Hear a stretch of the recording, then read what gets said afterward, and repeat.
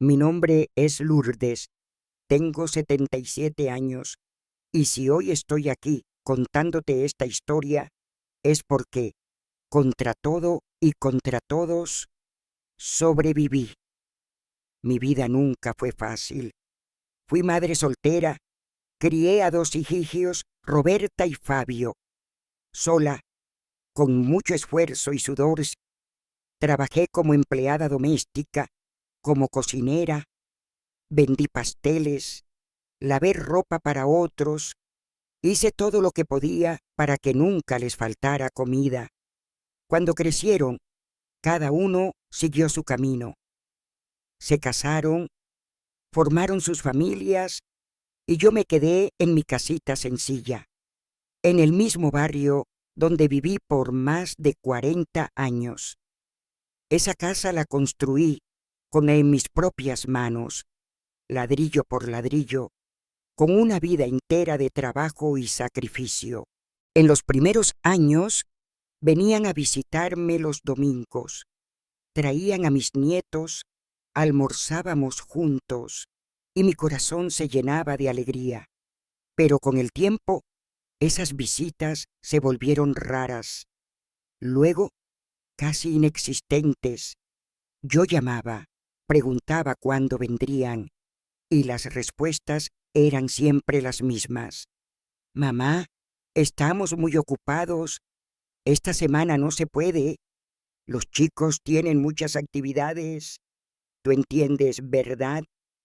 Fui entendiendo, o mejor dicho, fui aprendiendo a entender que ya no formaba parte de sus vidas. Y fue entonces cuando, poco a poco, comenzó la presión. Primero, llegaron las conversaciones sutiles. Mamá, esta casa es demasiado grande para ti sola. Deberías venderla, mudarte a un apartamento más práctico. Así estarías más cerca de nosotros y no te desgastarías cuidando esto. Yo decía que no, que esa era mi casa, mi hogar, mi historia, pero no me escuchaban. Luego vinieron los comentarios más duros. No estás dando abasto, mamá. Siempre olvidas cosas. Y si te caes, y si pasa algo, vamos a tener que dejar todo para cuidarte. Y finalmente llegó la presión abierta, descarada, cruel. Mira, mamá, para ser sincera, esta casa es un desperdicio. Tú sola aquí, mientras nosotros estamos apretados. Lo mejor sería venderla. Dividimos el dinero, cada uno se arregla y te ponemos en un lugar mejor. Un asilo es lo ideal para todos. Mi corazón se hizo pedazos. ¿Un asilo? Yo viva, lúcida, con mis propias piernas. ¿Eso era lo que significaba para ellos? ¿Un problema que resolver? Me planté firme. Dije que no, que mientras respirara, nadie me sacaría de mi casa, pero subestimé hasta dónde podía llegar la codicia. Sin que me diera cuenta, comenzaron a aislarme. Dejaron de visitarme por completo. No contestaban mis llamadas. Y, cuando menos lo esperaba, recibí una carta de notificación de la municipalidad informando que la casa estaba oficialmente a nombre de mis hijos. Sí, años atrás, sin entender bien, había firmado un documento pensando que era para protegerme, pero era una transferencia. Sin saberlo, les había pasado la escritura, confiando en ellos. Confié y fui traicionada. El golpe final aún estaba por llegar. Y llegó el día en que escuché golpes fuertes en la puerta. La abrí y allí estaban Roberta y Fabio. A su lado, un hombre con camisa elegante, sosteniendo una carpeta, sonriendo. Detrás de él, un auto estacionado con una mujer y dos niños pequeños dentro. Mamá, este es el señor José. Es el nuevo propietario de la casa, dijo Roberta, como si estuviera hablando de comprar pan en la panadería. Mi corazón se aceleró. ¿Cómo que nuevo propietario? Mi voz salió temblorosa. El hombre extendió la mano, educado, frío.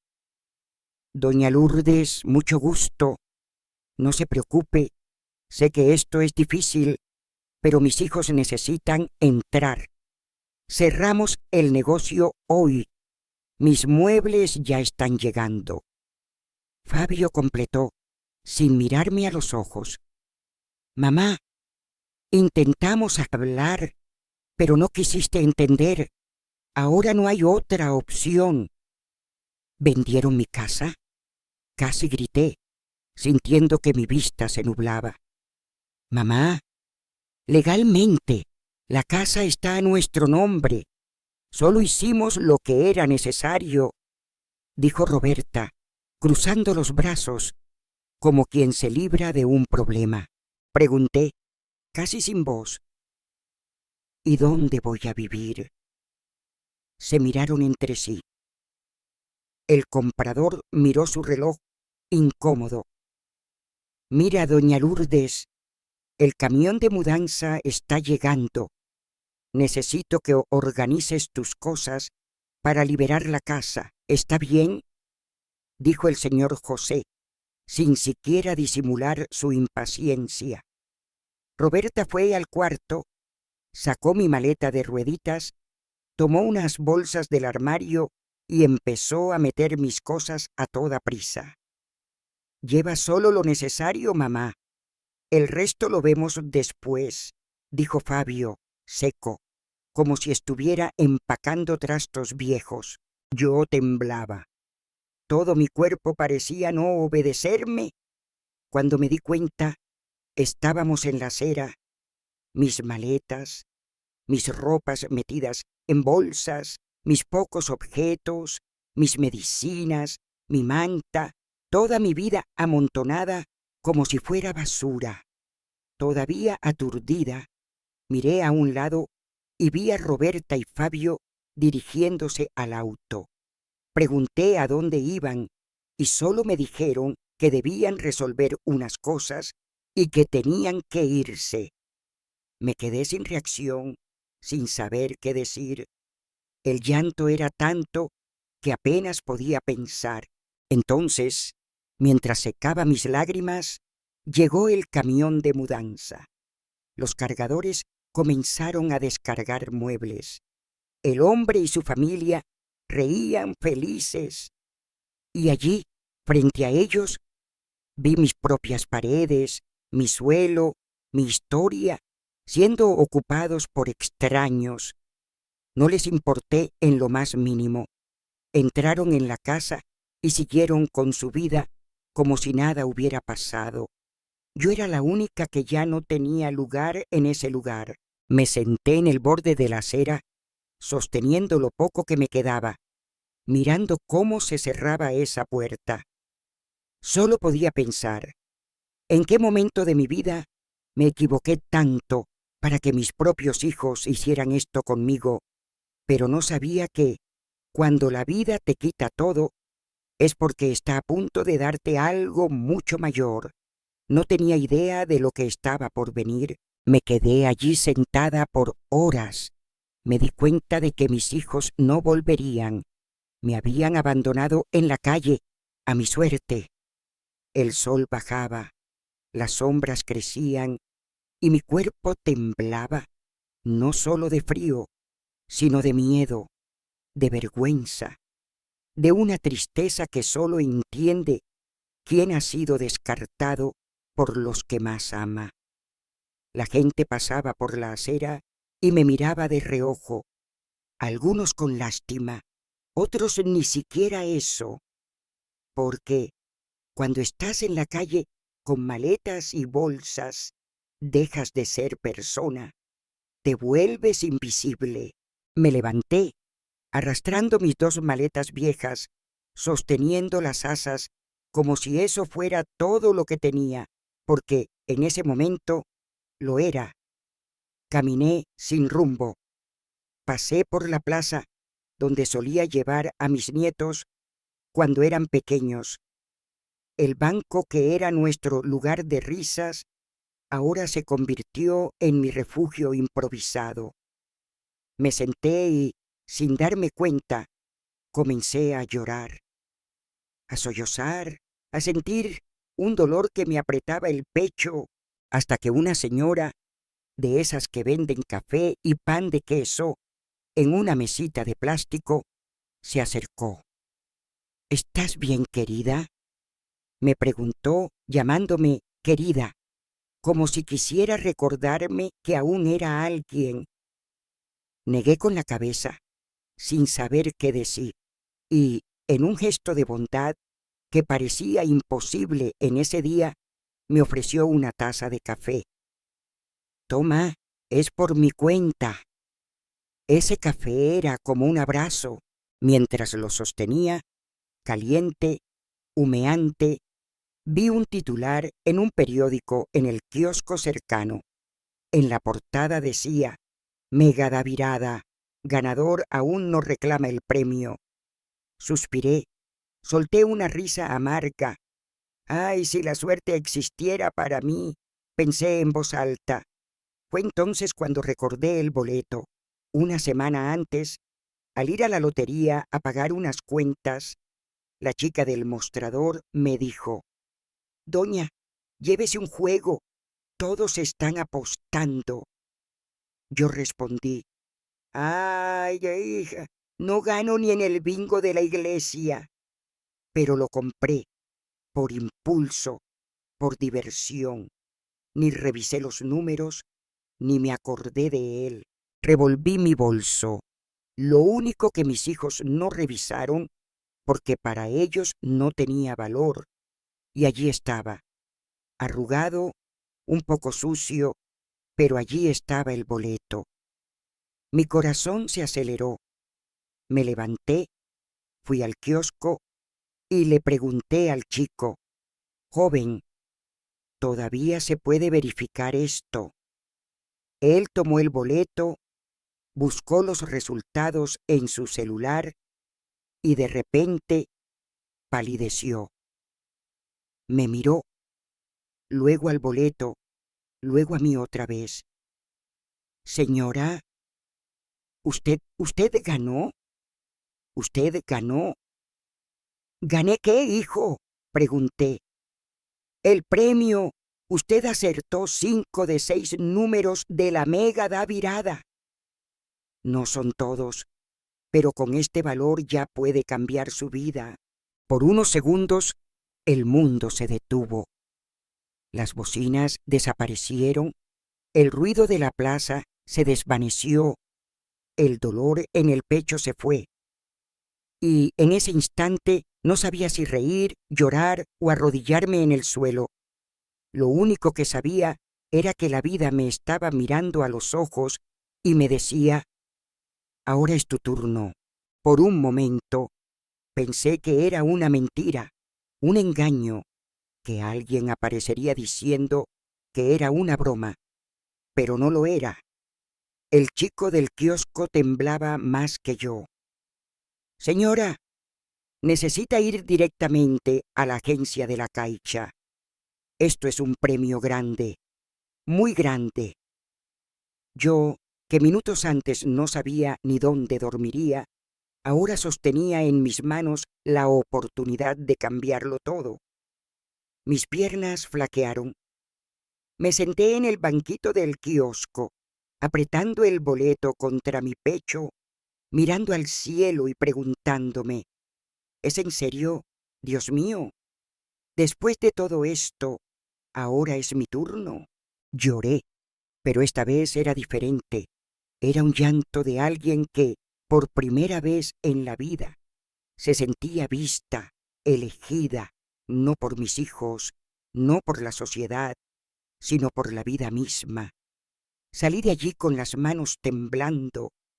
No sabía muy bien cómo sería el futuro a partir de ese momento, pero una cosa estaba clara: era la ganadora de ese premio y estaba lista para cambiar mi vida.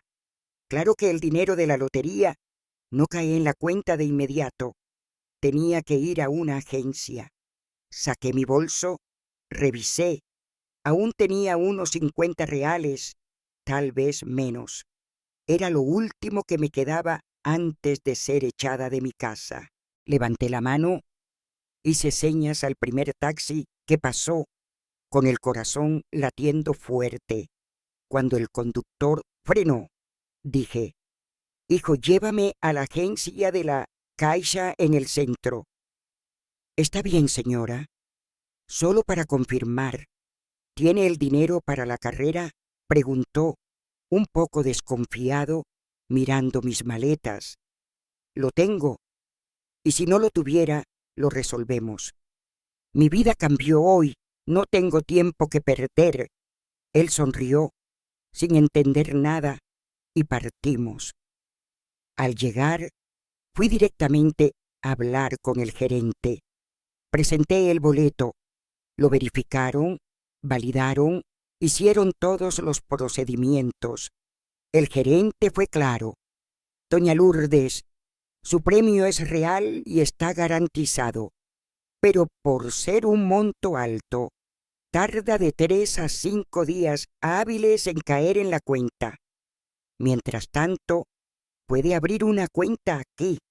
La ayudamos con todo.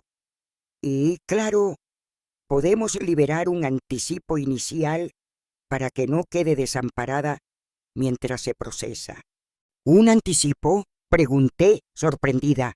«Sí, es un procedimiento estándar en casos así, especialmente cuando la persona no tiene otra fuente. Puede retirar hasta 20,000 reales hoy mismo para gastos de emergencia. Solo necesita firmar aquí». Firmé sin pensarlo 2 veces. Salí de la agencia con dinero en el bolsillo, una tarjeta provisional y la cabeza dando vueltas. Llamé a otro taxi que pasaba por allí. Cuando entré, bromeé: «Chico, hoy vas a tener la carrera mejor pagada de tu vida». Él rió, todavía sin entender: «Llévame al hotel más bonito de esta ciudad». «Señora, ¿está bromeando?». «No, hijo, y si te cuento, no lo creerías». Él sacudió la cabeza, riendo, y seguimos. Llegamos a un hotel de esos que yo pensaba que nunca pisaría. Puerta giratoria, alfombra roja, luces brillando en el techo.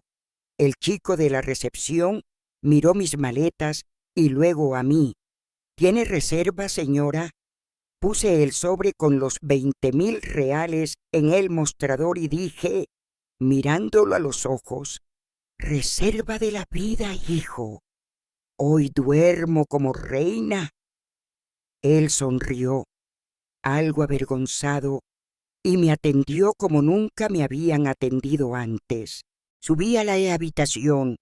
Cuando abrí la puerta y vi esa cama enorme, el olor a limpio, la vista maravillosa, Dios mío, me senté al borde de la cama y lloré. Pero no era un llanto de dolor, era de alivio, de victoria, de libertad. Me acosté en esa cama, tomé la ducha más caliente de mi vida y por primera vez me dije a mí misma frente al espejo: se acabó el tiempo de ser humillada. Ahora, quien manda en mi vida soy yo». En esa habitación abrí mi cuaderno viejo y escribí: «¿Qué hacer con mi nueva vida? Primero, comprar mi casa, a mi manera, a mi nombre. Segundo, vestirme como siempre soñé. Tercero, comer lo que quiera, sin contar centavos. Y cuarto, pero no menos importante, si Dios me lo permite, ayudar a otras mujeres que, como yo, fueron tratadas como invisibles». Mientras escribía, sonreía, porque sabía que mi historia apenas comenzaba. Al día siguiente, me desperté sin despertador, sin el ruido de alguien mandándome sin exigencias. Abrí la ventana de esa habitación de hotel elegante y miré la ciudad como quien ve un mundo nuevo. Tomé el desayuno más delicioso de mi vida: pan calentito, jugo de naranja fresco, queso, jamón, frutas, todo lo que en mi vida anterior siempre dejaba para después porque era demasiado caro. Y allí, entre un sorbo de café y otro, tomé mi primera decisión. Nunca más nadie me dirá dónde puedo o no estar. Cogí el teléfono y llamé a una inmobiliaria. Buenos días, estoy buscando una casa. Claro, señora, ¿qué tipo de casa? ¿Cuál es su presupuesto?, preguntó la chica, educada. ¿Mi presupuesto? Solté una risa. Chica, hoy mi presupuesto es ser feliz. Fui a visitar algunas casas y pronto encontré una que hizo que mi corazón latiera más fuerte. Una casita sencilla, pero encantadora, con un jardín al frente, un patio trasero, una cocina amplia y una veranda llena de espacio para mis plantas. Y, lo más importante, a mi nombre, solo mío, sin documentos firmados por hijos, nietos ni nadie. Cerré el trato en el acto y por primera vez en la vida la llave estaba en mi mano, solo en la mía. Mientras tanto, en la ciudad, lo que no imaginaba era que la noticia ya se estaba esparciendo. No sé quién fue, el chico del kiosco, el gerente del banco, alguna empleada. Alguien debió haber hablado y la noticia corrió rápido. No pasó mucho tiempo hasta que llegó a los oídos de ¿adivina quién? Mis hijos. El teléfono, que había estado en silencio absoluto por días, comenzó a sonar como nunca. Llamadas de Roberta, llamadas de Fabio, mensajes, audios. Mamá, por amor de Dios, contesta. Nos enteramos. ¡Qué suerte, mamá! ¡Qué maravilla! Necesitas saber que te queremos mucho y queremos ayudarte en esta nueva etapa. Miré la pantalla, parpadeando con esos nombres que no veía hace días, y respiré hondo, porque si antes lloraba cuando me ignoraban, ahora sonreía. Sonreía porque, por primera vez, entendí que el amor de ellos tenía un precio y yo ya no estaba en venta. No mandaron flores cuando me echaron a la calle, pero ahora enviaron una cesta de desayuno. Llegó al segundo día, después de que la noticia se esparciera, una de esas cestas bonitas, caras, llenas de frutas exóticas, jugos importados y una tarjeta escrita a mano: con el amor de tus hijos que nunca dejaron de quererte. Queremos verte bien, mamá. Me quedé parada, mirando esa cesta, sin entender cómo habían encontrado mi nueva dirección.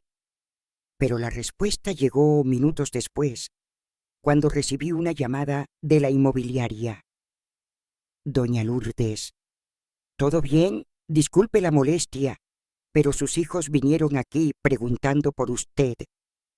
¿Vinieron? ¿Dónde? Aquí en la oficina.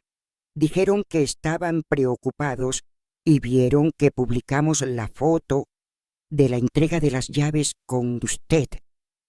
¿Y ustedes dieron mi dirección?, pregunté. Sí, señora. Después de todo, eran sus hijos. Respiré hondo. No podía culpar a la chica, porque no sabía la situación detrás de todo. Y yo también fui ingenua al no darme cuenta de que podrían publicar esa foto en Internet. Seguro alguien la vio y se la envió a mis hijos. Solo podía releer y reír de la tarjeta: con el amor de tus hijos, que nunca dejaron de quererte. Reí de un modo que ni recordaba que era posible, porque el mismo hijo que semanas atrás dijo que yo era una carga, ahora quería verme bien. La misma hija que me dejó en la acera, ahora enviaba uvas sin semillas. Ese mismo día, Roberta apareció en la puerta de mi nueva casa.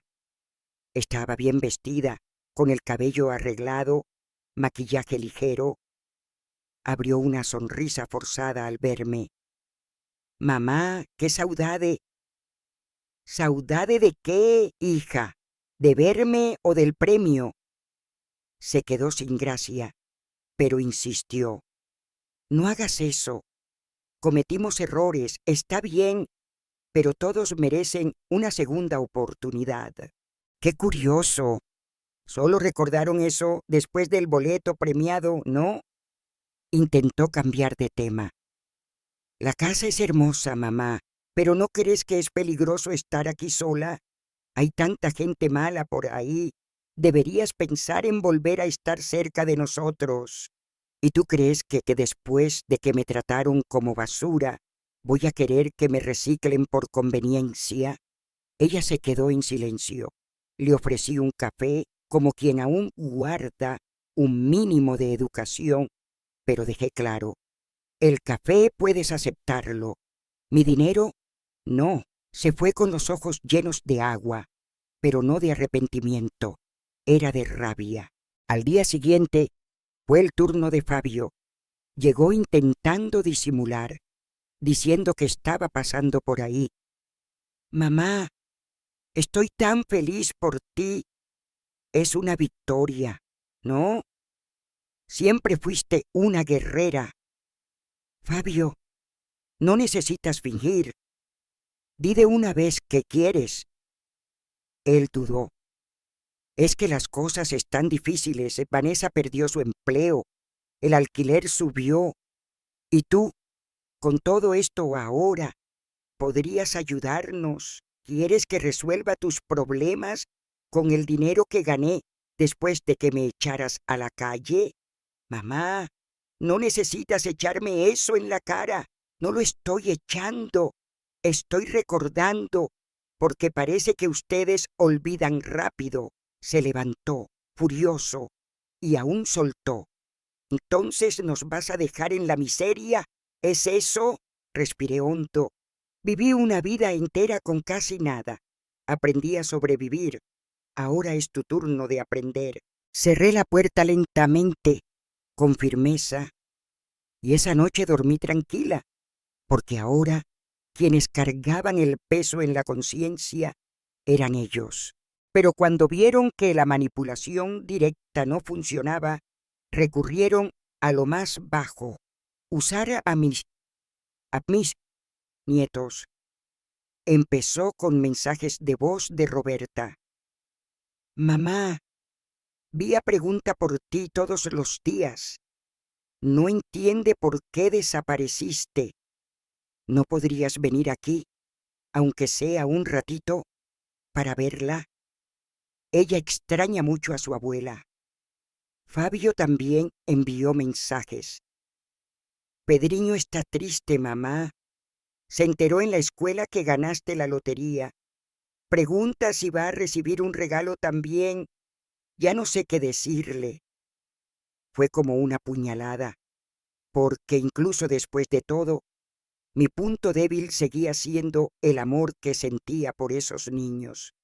Y ellos lo sabían, pero lo que no sabían era que yo ya no era la misma. No era la mujer que aceptaba cualquier migaja solo para ver a sus nietos por unos minutos. No era la que sonreía para ocultar el desprecio de sus hijos. Ahora era dueña de mi vida. Respiré hondo, tomé el celular y respondí con un audio. «Roberta, Fabio, ustedes me sacaron de sus vidas por voluntad propia. Me descartaron, me dejaron en la calle, no por necesidad, sino por conveniencia. Y ahora que descubrieron que tengo valor financiero, quieren reconectarme con mis nietos». Mi voz temblaba, pero continué. Amo a mis nietos y siempre los amaré, pero me niego a ser usada. Si algún día quieren verme por amor, de corazón, con sinceridad, mis puertas estarán abiertas, pero no mientras sean manipulados por ustedes. Envié el mensaje y apagué el teléfono. Lloré porque no es fácil decir no a quienes amas, pero en ese momento entendí que era mejor sentir el dolor de mantener mi dignidad que volver a sentir el dolor de ser tratada como un objeto. Después de enviar ese audio, el silencio regresó. Un silencio diferente, no el de la soledad, sino el del respeto, o tal vez de la decepción, porque mis hijos finalmente entendieron que no era la misma mujer que podían manipular con unas pocas palabras dulces. Sin embargo, eso no significaba que doliera menos. Pasé la noche despierta, acostada en mi cama nueva y cómoda, con sábanas que yo misma elegí, pero mi mente no paraba. Recordaba la infancia de mis hijos, los días en que llegaba agotada de limpiar casas y aún así inventaba juegos para hacerlos reír, las ropas lavadas con jabón casero, las sopas calientes en las noches frías, los cumpleaños sencillos pero llenos de cariño.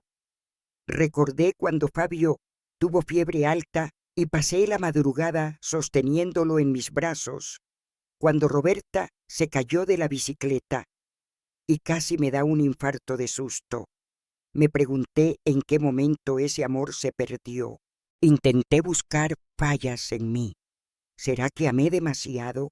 ¿Será que mimar es esto, hacer que el otro crea que tiene derecho a descartarte cuando ya no sirves? Pero la respuesta llegó en forma de un recuerdo. Una vez, una vecina me dijo, hay hijos que solo reconocen a la madre cuando se convierte en herencia. En ese entonces no me pareció cruel. Hoy entiendo exactamente lo que quiso decir, pero también entendí otra cosa. La mayor venganza que podía tener no era humillar, era vivir, era usar ese dinero para algo que me curara, que me hiciera sentir útil, valiosa, presente. Y fue ahí cuando nació la idea. Comencé a visitar centros de convivencia para la tercera edad en la ciudad. Fui a asilos, espacios públicos, algunos hermosos y otros que dolían solo con pisarlos. Había señoras durmiendo en camas de hierro con colchones rotos. Había ancianos con historias increíbles siendo tratados como una carga por empleados mal pagados. Vi mujeres como yo, que también habían sido olvidadas, descartadas, silenciadas por la edad. Regresé a casa diferente y esa noche escribí de nuevo en mi cuaderno: no devolveré el mal que me hicieron. Transformaré en bien lo que intentaron usar contra mí. Así nació el embrión de un proyecto que cambiaría no solo mi vida, sino la de muchas personas como yo. El proyecto comenzó pequeño, sin nombre, sin placa, sin reflectores, porque, a diferencia de mis hijos, no quería que me vieran por interés, quería que me vieran por cuidado. La idea surgió cuando me senté en un banco de la plaza y comencé a charlar con una señora llamada Olga. Ella me reconoció del antiguo vecindario, me preguntó si estaba bien, le conté por encima que mi vida había dado un vuelco, pero que ahora estaba levantándome. Yo también necesito empezar de nuevo, dijo ella. Mis hijos se mudaron, no me llaman más. A veces paso días sin escuchar mi propia voz.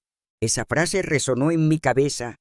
Paso días sin escuchar mi propia voz. Me di cuenta de que hay miles de Lourdes por ahí miles de Olgas, miles de mujeres calladas, olvidadas, silenciadas, no por falta de palabras, sino por falta de oídos. Podría haber creado una fundación, poner mi nombre en una placa bonita, pero no quería eso. No quería aplausos ni reconocimiento. Lo que quería era devolver dignidad. Un día, caminando por el mismo barrio donde viví por tantos años, vi una escena que me paralizó. Una señora, mayor que yo, discutiendo con su nieto en la acera. Él gritaba, impaciente: ¿Me vas a dar la tarjeta o no, abuela? Te lo estoy diciendo. Ella intentaba explicar con voz baja: es que aún no compré mis medicinas, hijo. Me quedé allí, parada, con un nudo en el estómago. Era como mirarme en un espejo del pasado. Seguí caminando, pero esa noche, esa escena no salió de mi cabeza. Entonces decidí hacer algo. En los días siguientes, contraté discretamente a una trabajadora social. Le conté mi historia, sin decir quién era públicamente, y le pedí: quiero que encuentres a ancianos que han sido silenciados, personas que viven bajo amenaza emocional, que son explotadas por hijos, nietos, personas como yo fui. ¿Y qué quiere hacer por ellos, señora?, preguntó. Mi respuesta fue simple: quiero pagar su libertad. Comenzamos a visitar casas, hablamos con vecinos, fuimos discretas, con cuidado, y cuando encontrábamos un caso real, serio, confirmado, yo entraba en acción.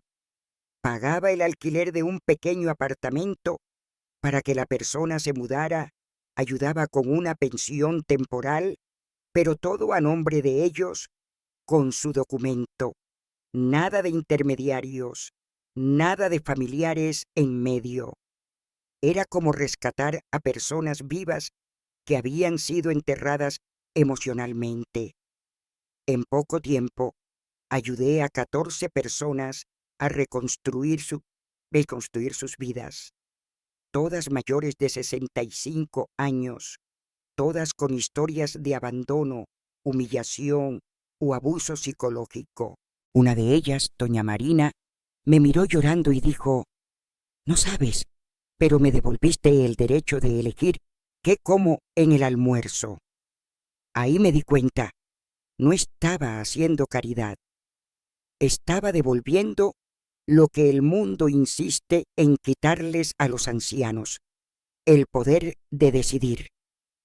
No abrí un asilo, no creé una ONG, pero ayudé a cada uno de ellos a reconquistar lo que todo ser humano merece: un techo, un poco de paz y respeto. Y si tengo que dejar algo en este mundo, que sea eso: el recuerdo de que fui traicionada, pero elegí no repetir el ciclo. Fui olvidada, pero elegí recordar a quienes también lo fueron. Nunca fui de grandes discursos. Toda mi vida la viví en el silencio del esfuerzo. Despertarme temprano, trabajar mucho, callarme ante la injusticia. Pero ahora tenía una elección, y mi elección era simple: ser la mano que yo misma necesité y no encontré.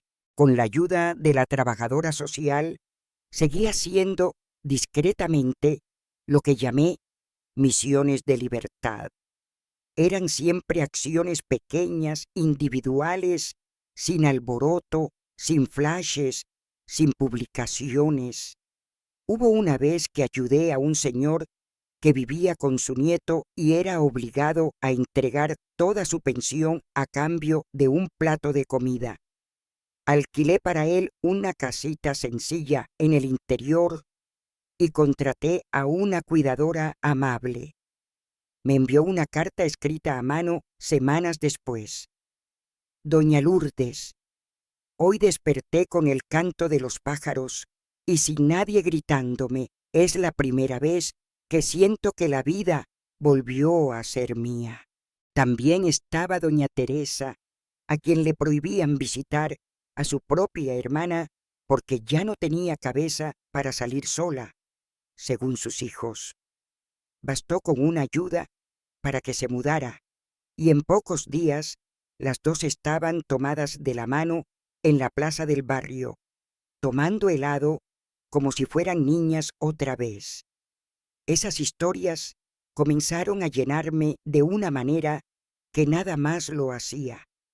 Ni la ropa nueva, ni los muebles caros, ni los restaurantes de lujo, porque lo que ganaba era gratitud silenciosa, era la lágrima sincera, era la certeza de que de alguna forma estaba rompiendo la cadena del abandono. Y lo más curioso es que en ese proceso me reencontré conmigo misma. Volví a escuchar músicas que me recordaban mi juventud. Compré una radio retro y bailaba sola en la sala. Comencé a cocinar solo para mí, pero como si estuviera recibiendo visitas importantes, porque, en el fondo, lo estaba. Me recibía a mí misma de vuelta. Redescubrí el valor del autocuidado, no para agradar a nadie, sino para probarme a mí misma, que aún merezco todo lo bueno, incluso si nadie me aplaude por ello. Un día, sentada en mi veranda, viendo el atardecer, pensé, si hubiera creído que mi vida terminó cuando me dejaron en la acera, hoy sería solo una estadística triste, pero creí que aún había tiempo. ¿Y cuánto tiempo hubo? En una martes nublada, estaba terminando de organizar unas cajas con ropa de invierno que iba a donar a una señora del barrio cuando sonó el timbre. Al abrir la puerta, allí estaban los dos, Roberta, con el rostro demacrado y ojeras profundas, y Fabio, con la expresión de quien había tragado su orgullo a la fuerza. «Mamá, ¿puedes escucharnos?», dijo ella, en un tono que no oía hace años. Podría haber cerrado la puerta, podría haber dicho, ahora no puedo, pero respiré hondo y los dejé entrar. Se sentaron en el sofá de la sala, como extraños en un velorio, mirando a su alrededor, tal vez esperando ver ostentación, pero encontrando una casa sencilla, limpia, llena de plantas, con olor a pastel horneado. «Vinimos a pedir disculpas», comenzó Fabio, rompiendo el silencio. «No merecías lo que te hicimos», completó Roberta con los ojos llorosos.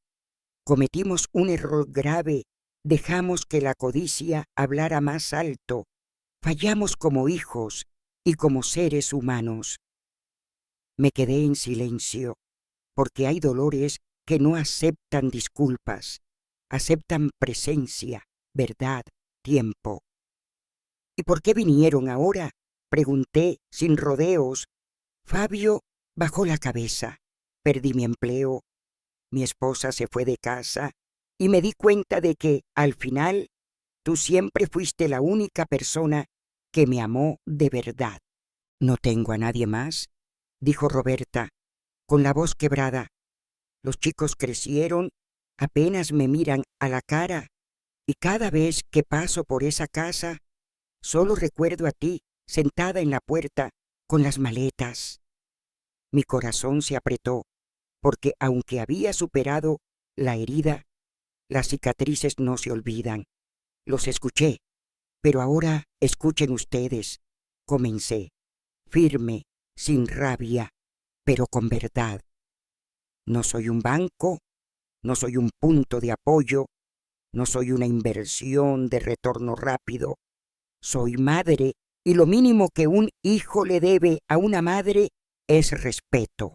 Ellos permanecieron en silencio, pero antes de que se fueran, dije, la puerta está abierta, pero ahora su amor tendrá que llegar antes que su interés.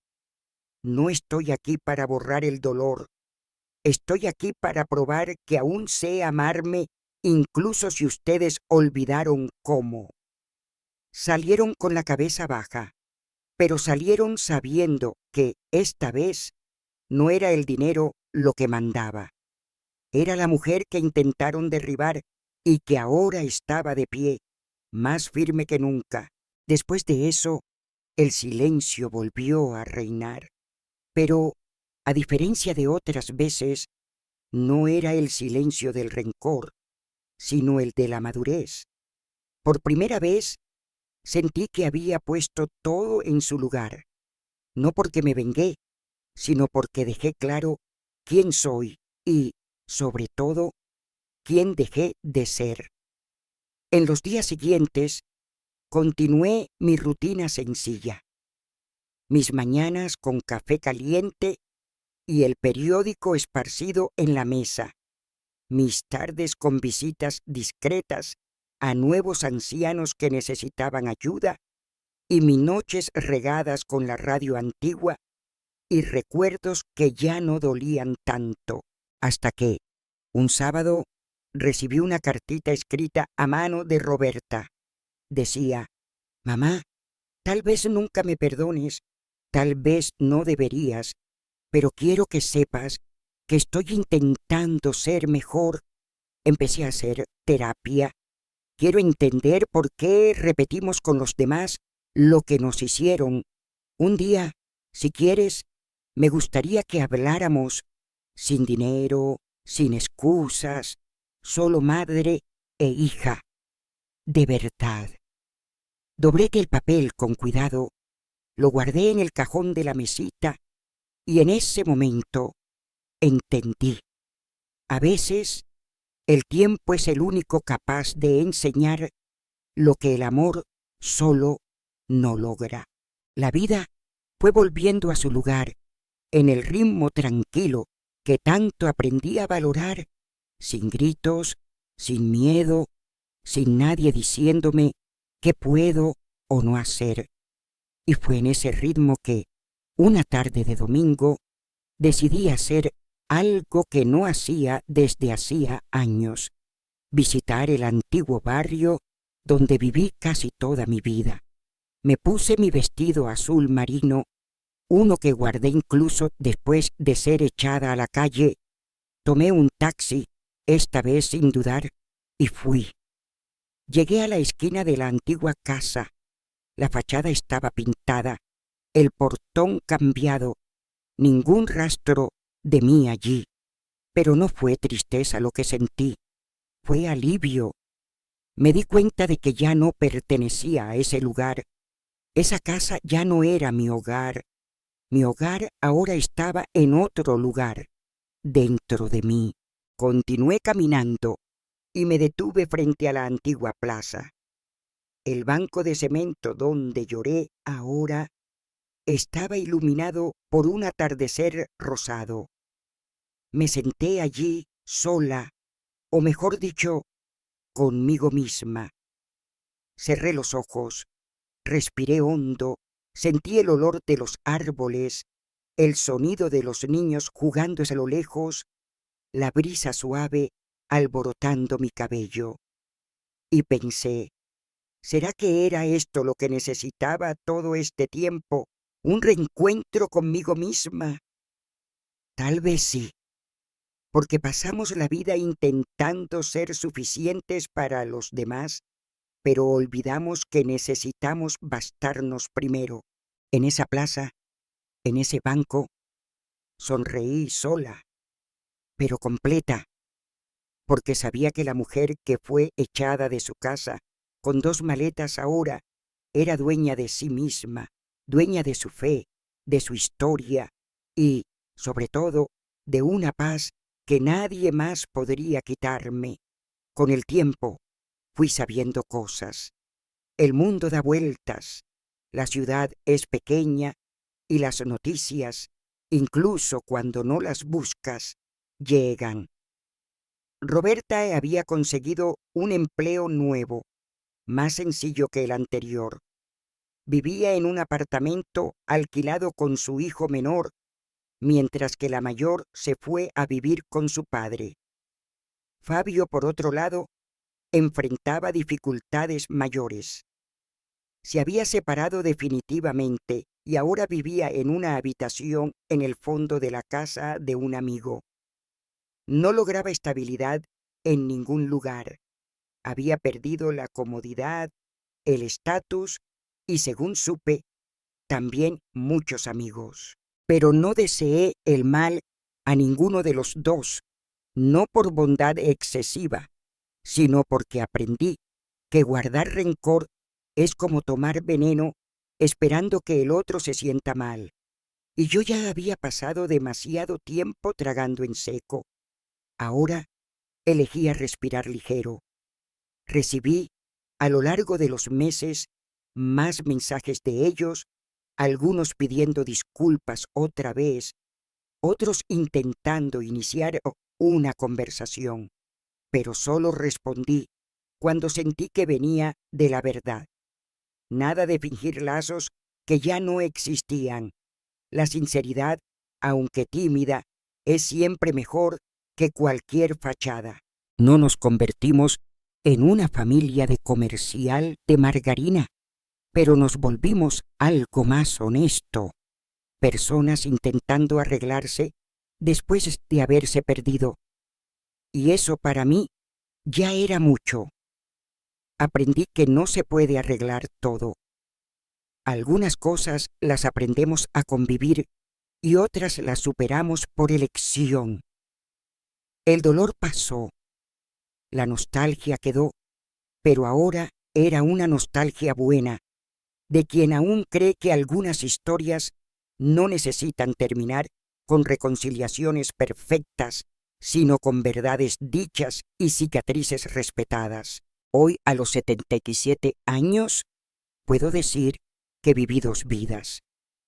La primera fue aquella en la que me enseñaron que debía callarme, disminuirme, sacrificarme. La segunda fue la que construí con mis propias manos después de que todos me dieron la espalda. No fue ni el dinero lo que me salvó, fue el impacto de la realidad, fue el abandono lo que me hizo ver el valor que nunca vi en mí.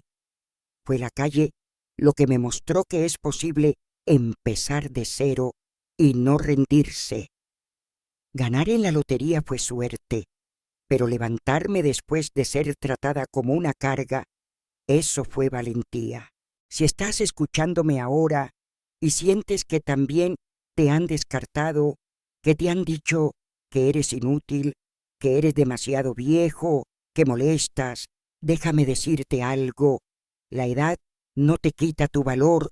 Quien pierde la capacidad de ver eso es quien nunca supo qué es el amor verdadero. Tienes derecho a existir, a ser escuchado, a decir no sin culpa. Tienes derecho a empezar de nuevo, incluso a los 70, 80, 90. Tienes derecho a vivir por ti y no solo por los demás. Si nadie te lo ha dicho antes, déjame decírtelo ahora. Tú importas mucho más de lo que te hicieron creer. Y si esta historia tocó tu corazón, deja tu like, comenta desde qué ciudad estás viendo y suscríbete al canal. Compártela con alguien que necesite recordar que aún tiene una vida por vivir, incluso si intentaron apagar la luz de su esperanza. Porque mientras haya una mujer como yo, resiliente, olvidada, pero aún de pie, todavía tenemos muchas historias que contar. Gracias por escuchar. Suscríbete a nuestro canal para ver más videos.